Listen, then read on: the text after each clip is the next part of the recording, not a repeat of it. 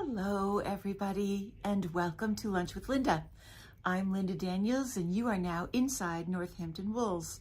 I am so happy to be back here today. It is May 6th, 2024, and we're going to have some fun things to talk about. Mother's Day is fast approaching. It is this weekend, and I'm going to tell you about some things that you might want to think about for Mother's Day, or you might want to drop a big hint about them as well. We had a really crazy, busy weekend here in Northampton. It was Pride Day on Saturday. There was a fairly big parade. This is the second year of the new Pride Parade. It had been happening for quite a while and then stopped because of COVID, and then was picked up by some new organizers. And although the parade might not have been as long or have as many bands or floats as it has in the past, there were lots and lots and lots of people that came to support, watch, and participate in the parade. So we have a great time on that day, seeing everybody decked out in costumes and rainbows and all kinds of wonderful get-ups and garments. And then the parade ends, or the party begins, in the parking lot out behind us in Thorns Market. So we were able to see a lot of foot traffic back and forth. They closed down Armory Street because there's nowhere to go. And we listened to the crowds out there all day long. It was pretty fun and exciting. But it was also blocked up traffic all over the place. So if you had thought you were going to get to downtown Northampton on Saturday and weren't able to, I hope you will try again. And this week should be calmer than last weekend. So it was a great day, and boy, did they have beautiful weather for it. I'm so glad that it turned out to be really nice. Yeah. Out there. One of the young women that we had in here had a crocheted hat on and told us in the course of talking with her, it sounded like she has a little Etsy business or something like that where she sells the things that she made. But she told us that she learned to knit and crochet when she was very young. Her grandmother taught her, and the thing that was interesting was she said she was from Ethiopia, and her grandmother taught her using regular sticks. They didn't have access to knitting needles. They used sticks to make it. So she was really thrilled to find all of the equipment that we have here, that she actually bought a couple things to send back to her grandmother to make her knitting and crocheting a little bit easier. So that was pretty heartwarming to find that happening.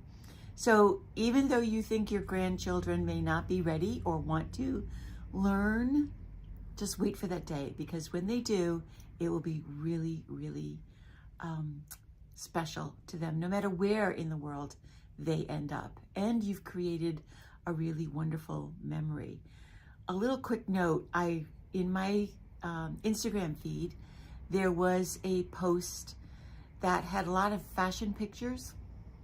And the post basically said that crochet skirts are going to be a real thing this summer in the fashion world. And, you know, Ava's out there in California and is a bit of a fashionista and now a crocheter.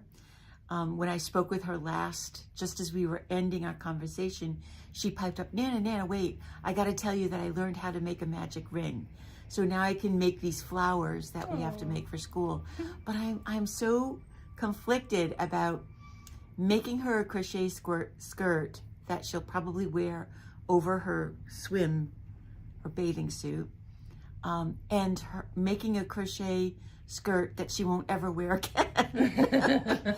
I just don't know. I think I'm gonna have to ask her or show her some pictures, but it's gonna be a fashion thing. And I'm like, yay, but because they're not that pretty. Yeah. They're kind of weird as a skirt, but we're seeing them pop up all over the place on all kinds of in magazines and ads. I think color choice plays a big role in how they look. I think so too. Yeah, the colors and the yarn. Yeah. So Mother's Day, we've got some stuff that I want to talk about to you. So first of all, this right here, Kate's gonna show us. She finished the pie shawl that she was making. What were we calling it? Silk pie. The silk pie. This yarn is it. 100% silk. That comes in the kit. And we showed it to you last week in progress. And she has since finished it last week or the week before. And I wanted her to show it to you. It is so drapey and so lightweight. But because it's silk, there is some warmth to it. And when Kate and I were talking about it, we thought that it was perfect for over a little tea or tank, like she's got it on over this little tank. It gives you just enough coverage over here and down your arm and down across the back if you're in those cold air-conditioned places, or when you might want just a little bit. I mean, what's the temperature out there right now? It's pretty overcast and it feels a little cool in here, but we don't get any direct sun, but it would be great on a day like today. It is so light, but still so drapey. And you know, we've talked about how some of these yarns feel a little dry, but I think that's gonna feel good in the summer. Exactly. This is a very dry silk. It's not shiny, it's not mercerized. This one has a little bit of shine, but this one's pretty dry. Yeah. And so we've decided that this is an intermediate level. You cast on a lot of stitches, so your rows are very, very long. But there are 2 stitches in here. What the heck? There are 2 stitches in here that are a little bit harder. One of them is this one with the holes. Zoom that in there. Right here. And they are, I just want to see who that's from. Oh, Rosemary, yeah, I know you want to zoom. You're good. So there's a decrease and then a double yarn over, and then on you go. And on the next row, when you come to that double yarn over, you knit and purl into that yarn over. So although the double yarn over supposedly makes an extra stitch, the decrease gets rid of it. So that gives you those really big holes. And then this stitch down here is also a yarn over. It's a double yarn over that on the next row you let slide off. I hope you guys can see it. How can I get it closer? Are you gonna leave it here? Yeah, I can leave it here. Leave it here for a little bit. That part is so because cool. if you come in and feel this, you'll be hooked. Although it's knit. Oh, I'm so excited to wear it with all of my dresses. Of course, it's perfect Kate colors, right? And guess what? It's summer, but I'm still wearing my colors. Of course you are. We only have 4 of these pie shawl kits left. They are on the website, and I wanted to show you the colors. Kate spent this morning putting them up. This is the one that Kate made. And this we are calling pumpkin pie. Stupid me. Pumpkin pie. Yum. Everything you need is in there except the needles. The directions are somewhere in there. They're folded up in there. So we've got pumpkin pie. We have lemon pie with a burnt crust. Yeah. Maybe some Oreos. I don't know. Or Oreo pie, maybe. Yeah, Oreo mud pie.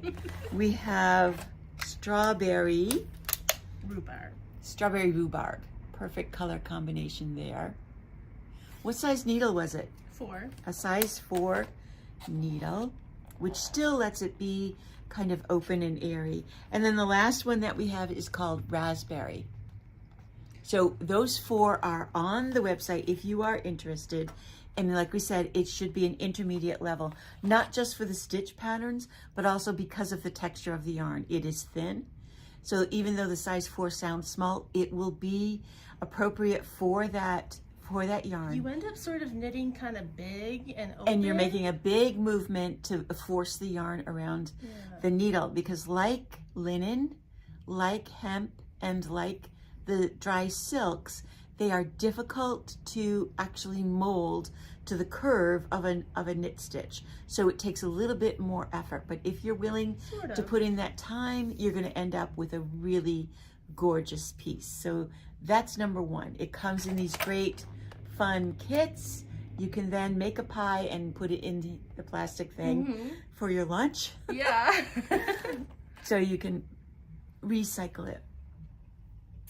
The other kit from Beat Street that we have is this washcloth. And you've seen us talk about washcloths before. This one is the hemp therapy cloth. So this is 100% hemp. Yeah. And you can get enough in the kit to make 3 different washcloths about this size. And you'll have some yarn left over. And this is, although it may feel, I don't want to say itchy, it's a little bit rough. Think of like an exfoliating kind of cloth. But the more you use this, the wetter it gets, and then it dries, and then it gets wet, and then it dries. And with whatever soap you use on it, it's going to get softer and softer and softer and just be really, really delightful. So you don't even have to knit it, but just give mom the kit or ask for the kit. It's just so pretty. Yeah. Even just like that. We've also managed to put these on the website. We have several colors of these. And a blue one, blue and green. And you know, if you don't want to make the cloths, you can. There's enough yarn there. They actually have a picture of a bag on the pattern. Oh, I thought that was around the soap. You think that's around? No, it looks like a little bag. I think that's soap that looks like a bag. Oh, okay. I take it back. But you can find another one. I gotta. Oops. It was a message from Jennifer. So. Okay. So those are the 2 Beat Street kits that we're featuring. We still have plenty of the little scarf kits that I showed you last week. Unbeatable. The Unbeatable and the that crocheted one that I showed you last week too. So we have plenty of those. That's one idea. The other idea is, what about a book? Now, Saturday was May the 4th, and I wonder how many of you counted how many times you heard May the 4th be with you. I'm guilty of doing it anyway. This is not Star Wars, but it's related in that it's the Lord of the Rings. Fantasy. I've shown you this before, fantasy. This book is all about the Fellowship of the Knits, and all of the items in here are related to the movies. If your mom, or a mom you know, is into that, then this might be the book for them. And true confessions, I was a Lord of the Rings fanatic way back when I very first read it. We named our first dog Sting after the sword in the first Hobbit book. So I just wanted to remind you that we have that. And if you're not quite into that, we have a lot of the Lane books. And this one I think is appropriate for everybody, because you don't have to love a sweater, but who doesn't need hat, scarf, mitten, and sock patterns? And this book is filled with that kind of thing. And it's a really nice book to have in a library that you can access whenever you feel the need to make a gift, or somebody says they want a hat. You have a place that you can go and show them. This weekend we did a little bit of cleaning out and cleaning up, and Kate and Marianne put together a number of kits. Oh, sorry. Allergy. Yep. One of the kits that they did was for the Friendship shawl, which is that one right there. And that has been really, really popular in the Dos Tiaras. And we started to sell those on Saturday, and they started to fly out the door. So we've got 3 of the kits that they put together left in the Dos Tiaras. And it's always nice when you stand in front of all of the colors. It can sometimes be overwhelming to try to make choices. So when somebody, especially like Kate with that real artist's eye, and Marianne is our Smith student who is working here on Fridays. And I will vouch for her that she's got a good color eye too. Completely. I mean, who would put these together? And they're dynamite. That's the first one I put together. Orange and pink or orange and red love it. are fantastic. What a statement that makes. So we have put together a couple of little kits like this. And the pattern is, it doesn't look like it's in here, but we have it printed out. So we will be able to give you a pattern free when you purchase one of those kits, or make a choice from the colors that are left over there as well. It's up to you. We're just trying to give you some suggestions. And then they redid an entire basket filled, it's falling out, it's so full. Overfilled with color selections. I'm not going to show them all to you because they're brilliant. We showed that one last week, but we put together this one we thought was just real tasty. It looks like cream and chocolate. Yeah. What am I talking about? Cherries and chocolate.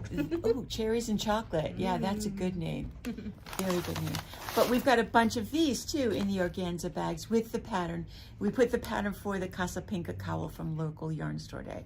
So those are some of the yarn ideas. And of course, by the time Mother's Day comes, I think by Friday, we're going to have a whole nother selection of things from Emma Ball.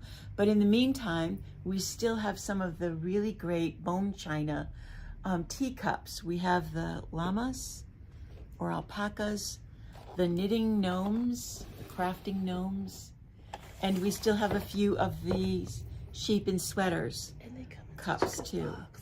Stuff a little special tea in there or some chocolate, and you've got a great little gift because they come in these really precious reusable boxes as well. So you just put a bow on it and it's done. Exactly. Exactly. Okay, that's Mother's Day. Think about it and be prepared because that is this Sunday. Yeah, Mother's Day, this Sunday. And I'm sure you've seen all of those signs or those stores that post little signs that say, Mom doesn't want flowers, she wants yarn. Yeah. And there's always a gift certificate. True. You can always do a gift certificate as well. All right, I wanted to remind everybody about the things that are coming up here in the store. We have people that have begun to sign up for our Whip T-Shirt contest. I love saying that. Whip T-Shirt. And some of you that signed up before I actually had time to make the entry form. So when you come in, we will give you one of these and you will fill it out and keep it. When you have finished your T-shirt by June 30th and bring it in for us to see, you will return this form to us. And this is what will get entered in the $75 gift certificate drawing. You'll get 10% off. You have to buy the yarn here and you'll get 10% off of it. This orange T-shirt right here is one that I finished last week. I love, love, love the way it looks. Yeah. It's so cute and so easy. It's basically just two squares joined together at the shoulders with a little bit of an edge around the neck. The pattern does have an edging around the armholes, but I chose not to do it. This is the pattern. It's so nice. It's called Mira by Quince and Company. You can purchase it on Ravelry.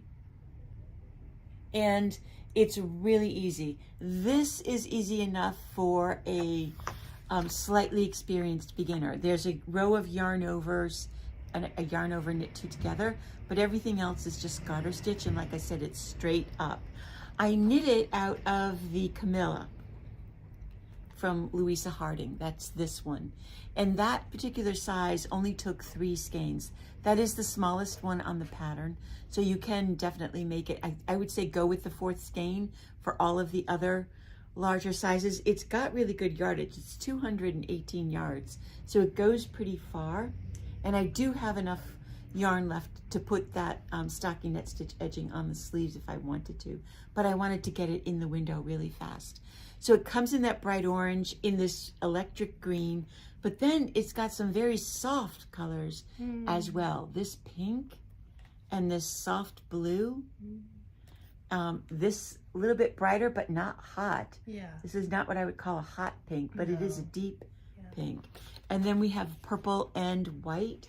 And then there's a very, very light blue that I didn't bring over. The white would be either. so cooling on a hot day. It would be very, very nice. It's a top that you're going to wear over a t-shirt or a tank top or over a dress. It's going to look really, really great. We've got it styled over a little, a short little summer dress over there, and it looks really, really pretty. The other t-shirt that I would recommend is the Traveler Shell. This is a cardigan by Andrea Mowry, and I love the pockets on this. I'm not sure that you can see it exactly, but it's a very slanted pocket. So it has a very unique shape and big, very, very big. It takes up the whole front. There is a way to make those sleeves a little less floopy. You can pick up fewer stitches or pick up the stitches and then decrease to pull that sleeve edging down in a little bit. But this is also a great beginner pattern because it is basically what we call a welt pattern. You're doing 2 rows of knit and 2 rows of purl over and over and over again. So it's a very easy pattern. It doesn't matter to me what pattern you choose. You can search in your library or on Ravelry until you find something that you think you want to make. Just bring it in with you, or we can help you choose a pattern here so that you can get going on it. So the rules basically are, again, between now and soon, you need to purchase your yarn here. We'll give you 10% off. Fill out or take the form with you and keep it. When you finish your t-shirt, bring it in with the completed form. We take the form, we'll take a picture of you, and we will enter you in the $75 gift certificate drawing. That's it. That's all you have to do. Like I said, I think we're up to about 5 or 6 people that have signed up or come in and got yarn, so I'm pretty happy with how that is going. We have, this week, we have 2 classes starting. Wednesday is the neck shaping class where instead of just like most top downs, just casting on all the stitches for the neck, I'm going to show you how to figure out a neck that will fit you, that will give you a little bit more shape than just throwing. Sorry. When I get messages, they pop up on the screen and then it's very distracting for me. Should silence those. Okay. Yeah. All right. Where was I? I forgot to. Oh no. The next. Okay, yeah, the neck class. Yeah. So you will learn what you need to know to be able to create a neck that actually has some shape to it, not just short rows on the back. We can do that both in Zoom and in person. The first class will be a lot of figuring out, not so much knitting, and the second class will actually cast on and begin to knit a neck and see what we end up with, and I will have samples of all of that here. And then on Friday, we are doing our 4-week cable class or Aran knitting class, where you will each week get directions for a square that has several different cable patterns in it. You can do what you want with them. My suggestion was that you complete each square and put them together to make a pillow, but it doesn't have to be. You could combine all 4 squares and make them long and make it a blanket. You could turn it into the back of a sweater. You could do all kinds of different things with those, but it will teach you a lot of different cables. Most of, when people think of cables, it's usually the cable stitches are stocking net stitch. They're either knit or purled, and you're usually crossing the same number of stitches, 3 over 3, 4 over 4, 2 over 2. But we're going to dive into some of the other types of cables that involve an odd number of stitches and a purl stitch. And we're going to cover twisted stitches and how to read a chart. So we're going to be doing a lot of cable work, again, if you're an intermediate knitter, you will have no problem with this class at all. And by intermediate, I mean that you have enough experience with knitting and purling that you can tell the difference between what's a knit and what's a purl. That's all you need to know. So that starts on Friday. We do have people signed up for that, but we still have room. And again, we can do that class as Zoom or in person. And then next Saturday, we have our first chicken class meeting. So Franklin Habit jumped on board, believe it or not, and I saw a post from him saying that he's going to be doing a knit along with the chicken. He's going to dive right in. And if you choose to come to class, or if you do that knit along with him, remember, we do have chicken eyes. So you don't have to go out and buy 15 sets of eyes. You can come in and pick out whatever color eye you want, because we have them in that yellow, we have blue, we have green, we might even have some red. And they're only about $1.50 for the pair of safety eyes for that. But let me know if you do decide to do his knit along. Oh, okay.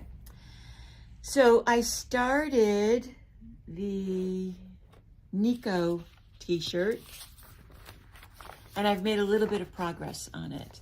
But what was really interesting is, as I have moved through the cotton, to see the different colors show up in the cotton base. So that's fun. All I've got done. This is really pretty. And basically this is knit from corner to corner. So that's the bottom corner, and it's growing like that. And this is what that cotton looks like when it's wound up. You can see that it is a self-striping yarn with a long distance between color changes. But this is what it looks like in the skein. When you look at the skein, you would never know or expect that this is going to actually knit like this, because this is a good representation of what you're going to get when you knit it. It's going to go from this color to this color to this color with a very slow, gradual move through the colors.